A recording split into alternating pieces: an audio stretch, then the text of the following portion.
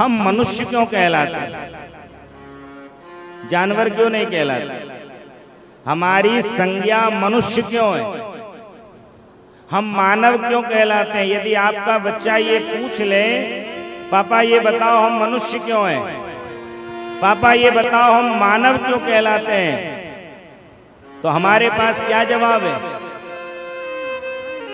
बताइए, हमें ये नहीं पता हम मानव क्यों कहलाते हैं, मनुष्य क्यों कहलाते हैं। हमें अपनी संतति को बताना पड़ेगा कि हमारे आदि जनक मनु महाराज हैं और मनु की संतान होने के कारण हम सब मानव हैं। ये मानव प्रजाति है ना।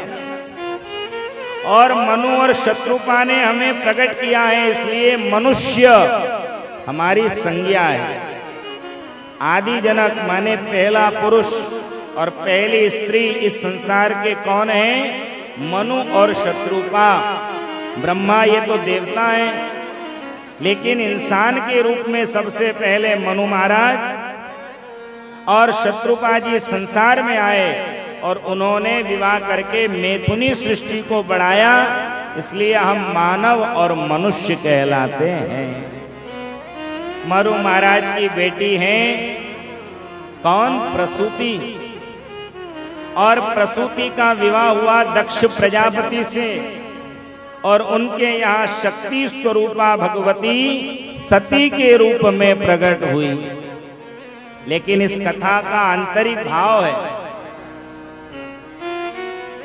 प्रसूति स्त्री का नाम है और दक्ष पुरुष का नाम है। और हमारे समाज को ये शिक्षा दी जा रही है, ध्यान से सुनना, कि नारी यदि प्रसूति है और पुरुष यदि दक्ष है तो उसके यहाँ शक्ति का पदार्पण जरूर होता है। प्रसूति का क्या मतलब है? सहनशीलता। यदि नारी में सहनशीलता आ जाए और पुरुष अपने काम में दक्ष हो जाए तो उसके परिवार में हर तरह की शक्ति अपने आप प्रकट हो जाएगी। आज नारी के अंदर प्रसूति भाव नहीं है। प्रसूति माने सहनशीलता। घर में लड़ाई किस बात की है? मैं क्यों सुनूंगी, मैं तो नहीं सुनूंगी, मैं तो किसी के बाप की नहीं सुनूंगी। तो नारी को क्या बनना पड़ेगा?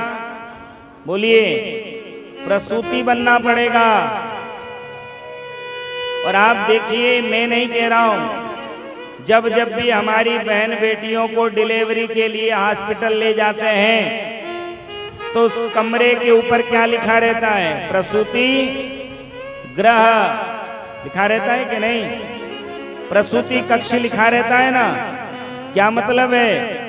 वहां डॉक्टर ये बताना चाहता है कि बेटी थोड़ा धीरज धारण कर लेना तो डिलीवरी नॉर्मल हो जाएगी, और अगर मम्मी मम्मी करती रही तो ऑपरेशन हो जाएगा। प्रसूति कक्ष का यही मतलब है कि धीरज धारण करना। आपने आज तक दिमाग नहीं लगाया ना, हमने लगाया। ये प्रसूति कक्ष इसलिए लिखा है कि यहाँ आने वाली नारी यदि धैर्य धारण करे तो उसको शिशु सामान्य विधि से होगा, और धैर्य नहीं धारण करेगी तो फिर ऑपरेशन होगा और उसके परिणाम जीवन भर दर्द और दुख के रूप में भोगने पड़ेंगे।